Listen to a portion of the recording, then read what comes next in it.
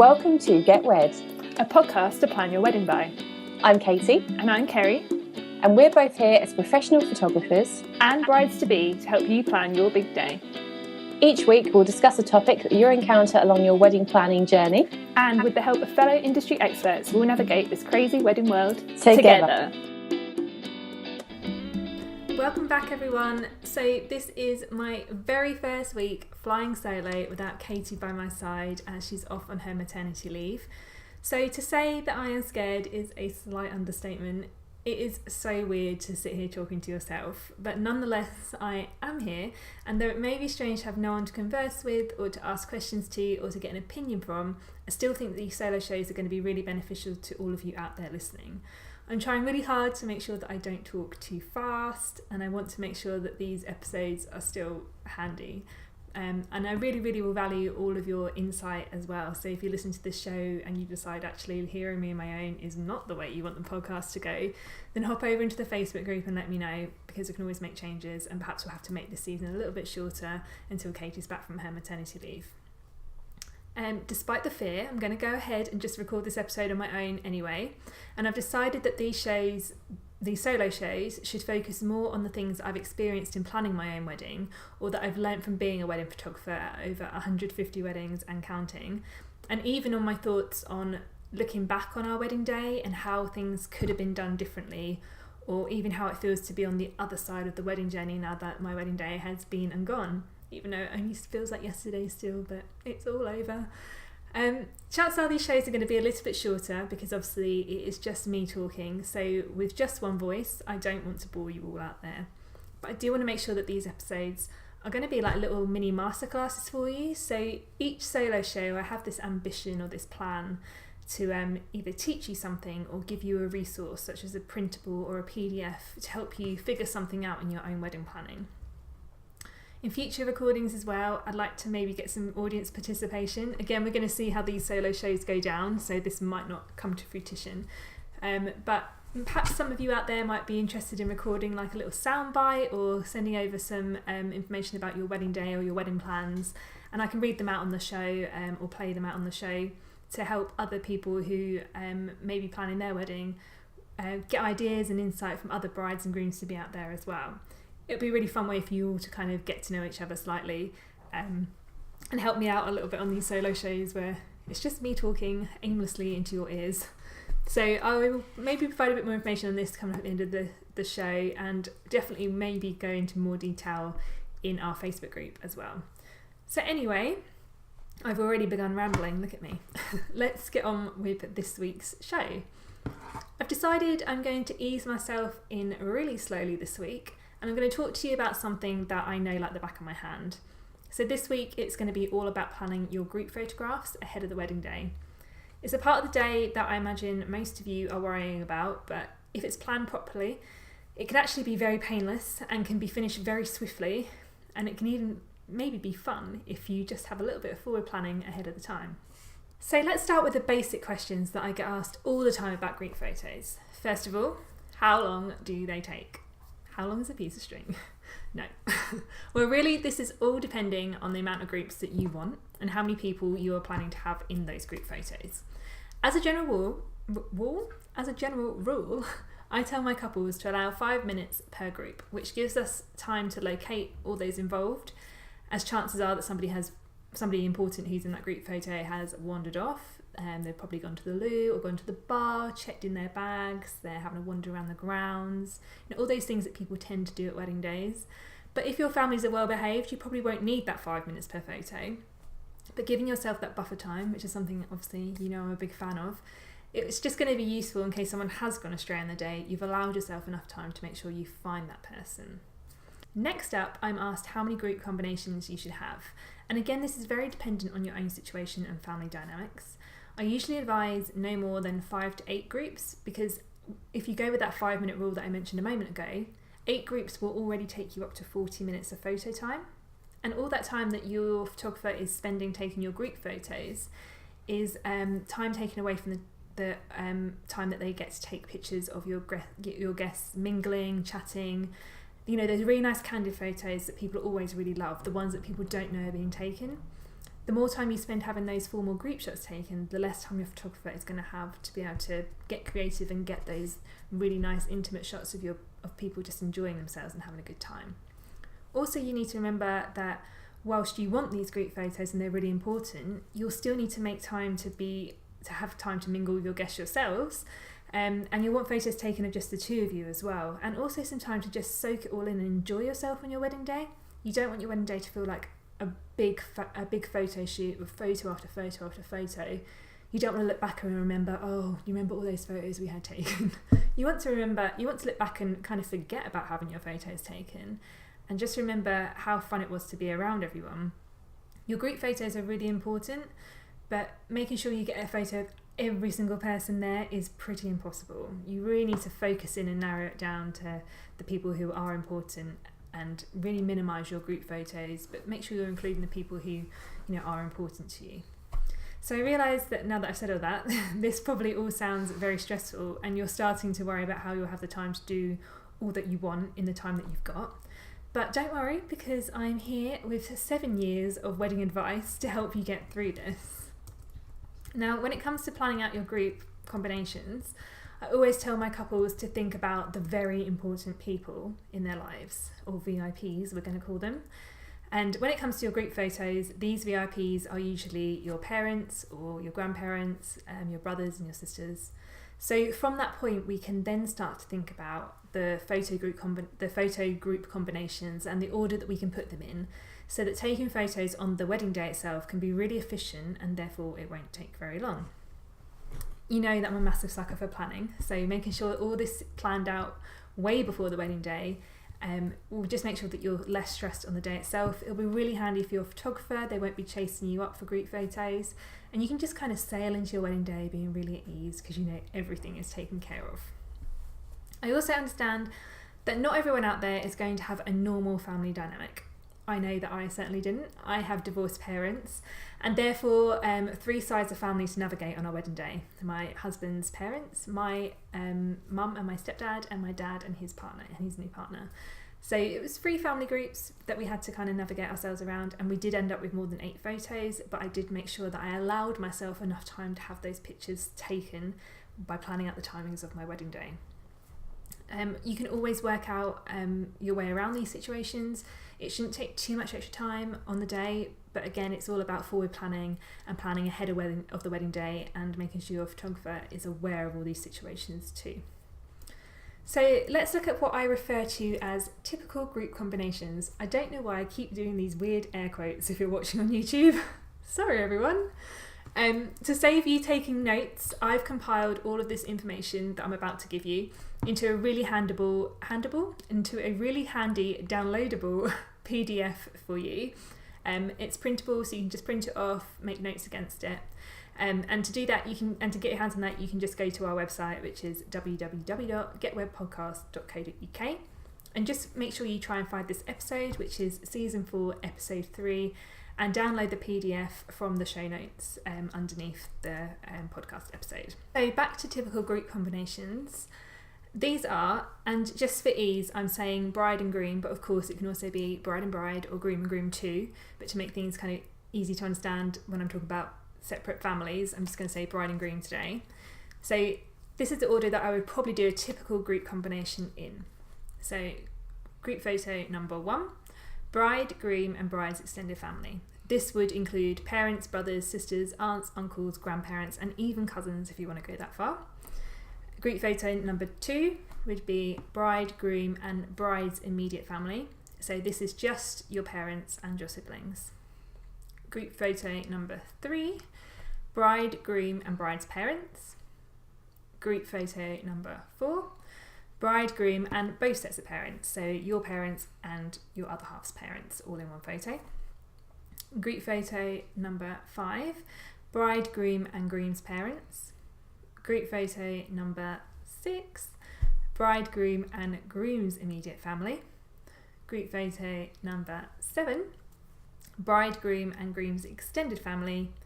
And group photo number 8, bride, groom, bridesmaids and groomsmen. Now, did you notice how I just ordered those combinations? I started with the biggest group on the bride side, so that once that photo has been taken, I just have to remove some of the family members to then take the next picture.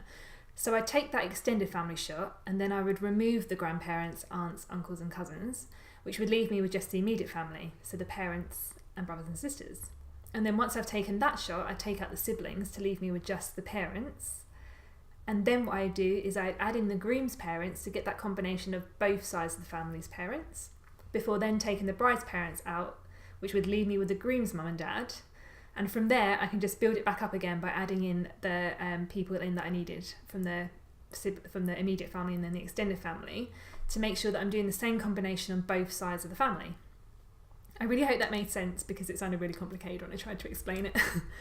But basically, ordering groups like that saves me time and trying to find family members who may have gone off for a wander, and it makes it really, really efficient too, so people don't get bored of waiting around and tired of smiling for the camera. If you're doing your group photos like this, it means that whilst you've got the people that you need there, you're getting all the combinations with those people in it. So you're not taking a photo of the brothers and sisters and then being like, oh, okay, that one's done, letting everyone wander off, and then being like, oh, okay, hold on a minute, I need brother and sister back. You know, people, once they know you've taken that picture, they can wander off and that's it. They can continue having fun and go for a drink, grab some canapes, and they know that their photo time is over. Now, of course, there is always going to be complications when it comes to the more untraditional family groups, such as step parents and step families to include as well. I was really, really lucky, or I am very, very lucky, that my parents are all very amicable and they do get on well. So there wasn't really any family drama for me to worry about. But in some situations and in some families, I completely understand that, especially in divorce situations, some parents will refuse to talk to each other. They refuse to be in the same photo. It can be really, really tricky. So in this case, I would advise you to make sure you let your photographer know of any difficult family situations, and that way they can avoid upsetting anyone on the day. We don't know anything about your family situation unless you tell us. So make sure anything like that is kind of brought to our attention, especially if it's parents who aren't amicable and refuse to be in photos together. I've been at weddings before where some parents will refuse to stand next to each other, and they won't be in a photo with, you know, say it's the mum and stepdad and a dad and a stepmum. They'll refuse to be in a photo altogether. So you just need to think of these things through, let your photographer know, and we can make the appropriate kind of steps to make sure it's not too difficult for everyone. And in some situations, it's just a matter of how we order the way people are standing in the group to make them a little bit happier. So we won't stand divorced parents next to each other if they don't want to be. So with your step families, it's just a matter of repeating a few of the groups with the right people, and all you have to do is slot them in alongside your traditional setups. But just consider the fact that if you have got step families, your group photo time is going to take much longer than it will take with a normal traditional families. So just make sure you allow for it in your timings, let your venue know that you kind of want these photos taken, they're important, and just make sure you're allowing the time for it. Your photographer can't work miracles, remember, give yourself that 5-minute rule, and just make it easy on everybody on the day. So next up, the size of your group photo should really be considered as well. If you have groups with more than, say, 12 to 15 people in, then you're not going to be able to see everyone very clearly, because your photographer has to stand back further to fit you all in. So people get smaller and smaller in the frame. In my opinion, smaller groups always look best, but obviously it depends on the family dynamics and how many people are involved in certain pictures. But if you've got smaller groups of, say, like 5-6 people, that's really great, because your photographer can then get a variety of angles on your group photos, such as a full-length one which gets to show off everybody's outfits, and then a nice close-up of everyone to see everyone's happy smiley faces. But let's look at some ways to make the family photo portion of your day go even more smoothly. So firstly, once you've decided on your groups, my advice to you is to let all those family members who are involved in your group photos know that they're going to be needed for them, and you can even let them know at what point of the day it's going to happen. Give them a rough time, for example. If you're being extra organised, you could even put a list in the back of the order of service, or include it on your invitations if you're being extra super duper organised. This is really handy. People will be leafing through the order of service at the ceremony while they're waiting for you to arrive, so they'll read it. And it should also stop people wandering off, because they'll know what time they need for photos and they know they need to be in them, and they should all hopefully be poised and ready after your ceremony to be a part of your wedding pictures. You may even want to think about nominating someone to help gather up your VIPs. This is very useful for your photographer, especially if you've got a photographer who doesn't have an assistant on the day. we don't know who anyone is at your wedding, apart from the people we've got to know in the mornings. And so sometimes it can be quite difficult for us to identify the people who are needed for your photos. So nominating someone to help out your photographer is a really good idea. And actually sometimes if your guests are being asked by somebody they already know to come over for photos, they might be a bit more willing to take part. I know as a photographer sometimes I'll go over to groups of people, tell them they need it for a photo, and they'll go, oh yes, okay, and carry on drinking and chatting. And because I'm probably too polite for my own good, I kind of let it go for a bit, and then I'm like, no, really, we need you for a photo now. So having someone that they know who can be a little bit more to the point to them, to get them involved and ready over to take your pictures, can be really handy. So have a think about whether you've got anyone who might be really handy for that point of view to give them a job on the wedding day. It could be an usher, a best man, anybody who will know the majority of the people. And you may find that you want to nominate one person from the bride side and one person from the groom side, so that we can identify people from both sides of the family without having to take you out of the photo setup, because that's going to take the longest time, because as soon as you step away from your group photos, there's going to be all these people, your guests, who want to talk to you and congratulate you, which further delays your group photos. Once you've planned your group photos, make sure you stick to the plan. These groups are your most important group shots. They are the ones that you want to make sure you have in the bag at the very least, if none others. They're the ones that your parents will want to put on their mantelpiece, the ones that you'll look back on to laugh at everyone's haircuts in 20, 30 years down the line. So it's inevitable that during group photos, there's always a guest who will suggest something, or they'll want another combination or insist on another idea. Whilst I'm always happy to accommodate guest requests, I do always mention that they can be done later on, as the shot list that we have already planned needs to be completed first. These are your most important photos. I want to make sure you're going to get those photos taken. It will also save you from standing around forever whilst everyone at the wedding has a photo with you, because as soon as one guest gets their request in, somebody else will suggest something, and before you know it, you're stood there having a photo with like every single couple at the wedding, which is fine to do at any point, like even later on in the day. But when you kind of are in that tight time crunch after your ceremony and before your meal, you want to make sure you're going to get your important photos taken, and then later on we can always do more group photos candidly, rather than in the more formal setup of your important photos after your ceremony time. The next thing I'm going to talk to you about is where your photos should take place. So some of you will be getting married in church, some of you will be getting married in venues, some of you will be doing something completely different. So it's hard for me to give you the exact advice that you need here. But generally, if you're getting married in a church, your guests will be expecting your group photos to be taken straight after the ceremony. It's the most kind of logical time for your guests to kind of remember when their photos are going to be taken. So you'll find that people naturally will be hanging around waiting for something to happen at this point. If your churchyard is big enough and your groups and the groups you have chosen aren't too huge, then I would always suggest doing your groups at the church.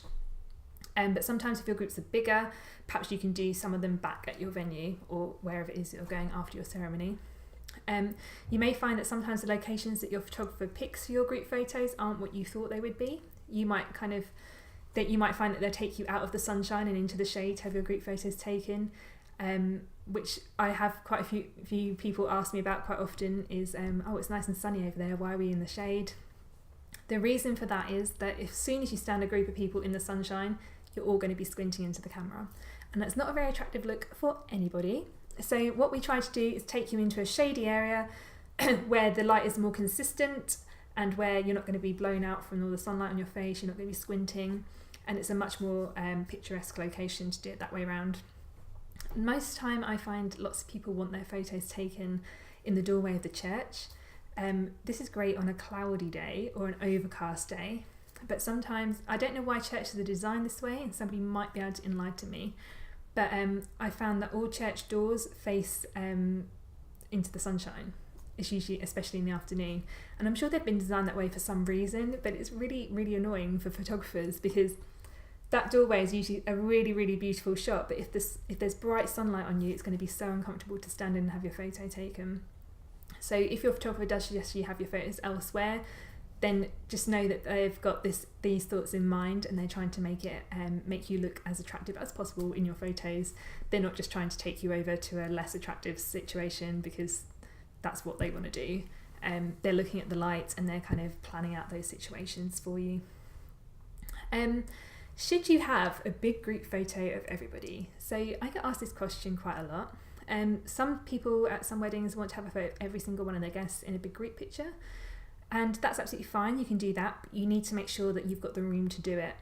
Generally, this sort of photo would be taken back at your venue, and you need to make sure that your photographer can get into a higher position to take it. So from a window looking down in a courtyard, for example. I've even been up in a cherry picker before to take this sort of shot. But just know that when this photo is taken, again, you're not going to be able to see everyone very clearly. It's a bit like playing Where's Wally. It's just little faces on a photo, because we need to kind of get further enough back to get everyone in. So whilst you are getting that shot of everyone, it's not a very clear shot of everyone, and it does take quite a lot of time to get it together. If people want this photo, I try to do it just before people are being sat down for dinner. That way I can take the picture, have everyone there in that one spot, and then I say, right everyone, in you go, it's time for dinner, and everyone's like, yes, brilliant food, and they wander straight in. So you just need to make sure that your venue is has got the right kind of situation for that, the need to be able to get up high to take that photo. Another thing that I wanted to mention as well in this episode was that there are loads of ways that you can make your photos less formal. If you wanted to have more fun with your group pictures, it's absolutely fine, and we can do that as well. Generally, that kind of line-up situation that people take their formal pictures in is done because it's easy and it's efficient, and that's how people expect the photos to be taken. Especially your older generations, like parents, grandparents, sometimes they can't get their head around the idea of doing something a bit different. They've been to all these weddings before for years and years and years. They've got all these similar photos on their mantelpieces of like group photos. So when you try to kind of shake it up a bit and do something a bit different, sometimes people aren't so keen to jump in and do it because they don't want to embarrass themselves or look silly. But there are ways that you can make them less formal, especially if you're having like a more relaxed wedding day. I've had weddings before where I've set up group photos on hay bales and have everyone sitting down. I've even brought in things like banners that say just married. I've had a few people sitting on chairs, so there's a difference in heights. There's loads of ways that you can do this and make them a bit more fun. So if that's something you want to do, just let your photographer know, and I'm sure they'd be happy to set that up for you. Sometimes those more fun groups work better with groups of friends or bridesmaids, groomsmen, that sort of thing, because you're all around the same sort of age and you'll probably get the idea a bit more. But just have a word with your photographer, speak to your family, and see whether people would be up for the ideas that you've got in your head. Don't be scared to try something different if that's what you want to do. One photo that I always try to take at all the weddings that I go to is what I call the parent photo. I think it's so important to make sure that I get a picture of your parents together, and not necessarily with you in, so just a picture of your mum and dad together, or your mum and stepdad, or your dad and your stepmum. I try to get a picture of them together, a nice full-length one with all showing off their outfits, and I really like to do that because it's a really important day for your parents as well. They've probably been looking forward to the day you're going to get married since you were toddling around in your nappy, and so it's a really fun day for them as well, and something that they'll want to look back on and remember. And I find that most of my couples come back to me and they're so pleased that I took this photo of their parents, and it's one of the photos that they end up framing and putting on their walls. Don't forget how important your parents are to you, or your grandparents, or people like that. I will make sure that I try and get a picture of those for you, and I promise you that it's going to be one that's really kind of cherished, not only by you but by your parents as well. Don't forget also, later in the day we can take those kind of groups of you and your friends together. These are really fun to do after you've had a few drinks anyway. Chances are you'll do something a bit more interesting than just stand in the line and smile. Things will probably get a little bit more wild after everyone's got a drink inside them, and it will show up the true personalities of you and your friends too. So don't be afraid at any point after, like later in the reception, to just go up to your photographer and say, hey, can I just have a quick picture of my school friends or whatever. We're more than happy to accommodate that for you. But today I'm just kind of going over the more kind of formal portraits that you want to take earlier on in the day. One thing I want to end on as well is that I really don't want you to regret not asking for something. In my own experience from my wedding day, the only thing that I really wish that I had taken or asked my photographer to take was to get a photo of me and my stepdad together.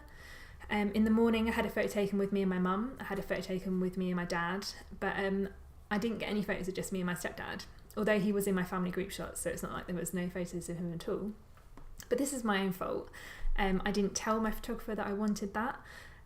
She wasn't to know how close I was to my stepdad. my stepdad has been in my life since I was 5, so he's basically another dad to me. And the fact that I didn't get that picture, I kind of regret now looking back, because I have it with my other parents. And I wish really that I had that taken, because although he was a big part of the wedding day, there were certain roles that obviously my dad took on that my stepdad didn't get the chance to, like walking me down the aisle and saying the speeches and stuff. So I do kind of regret just not having that one photo with him.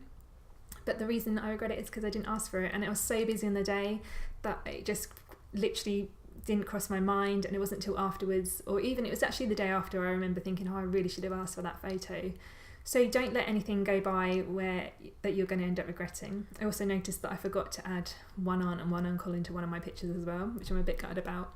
But my photographer did brilliantly with all her candid photos, and I did get photos of that aunt and uncle anyway. But it's all these things that you look back on and you kind of think, oh, I wish I'd done that, I wish I'd done that. And I really don't want you to get past your wedding day and be like, oh, I was just too shy to ask my photographer for this. And, you'll end up regretting it. Sometimes if you don't want to include it in your kind of formal group photos and push those numbers of combinations up, if you just mention that a photo of you and your mum together is important, for example, that can be taken at any point in the day, especially in the morning when you're getting ready. It's a kind of a normal combination to be taken before you leave for the ceremony anyway. So just mention it to your photographer. Don't worry about being annoying or irritating. Just let them know that there are certain important people in your life. You want to make sure that you've got a picture of you together, and you won't regret it like I do. So there you go, everything you never knew that you needed to know about planning your group photographs. I really hope that you have found this useful this week. And if you want to have all the information that I shared today at your fingertips, don't forget you can head over to our website, which is getwebpodcast.co.uk, to download your group photo printable from this week's show notes. Just click onto the website, find Season 4 Episode 3, and click on the link in the show notes to download it. I'll be back next week with another episode, but until then, why not head over and join our Facebook group? Again, the link to do so can be found via our website, and from here you can carry on the conversation and even pitch in for ideas for upcoming episodes. Thanks so much for listening. It's been very scary, but I hope you enjoyed it, and I shall see you next week. Bye bye. Thanks for listening. We really hope that you've enjoyed this episode of Get Wed. Don't forget you can always subscribe to us on Apple Podcast, and whilst you're there, you may as well leave us a review. You can join us for more wedding chat in our Facebook group if you just can't wait until next week, and you'll find all the links that you need via our website, including show notes for this episode at www.getwebpodcast.co.uk. We'll see you next time. Happy planning!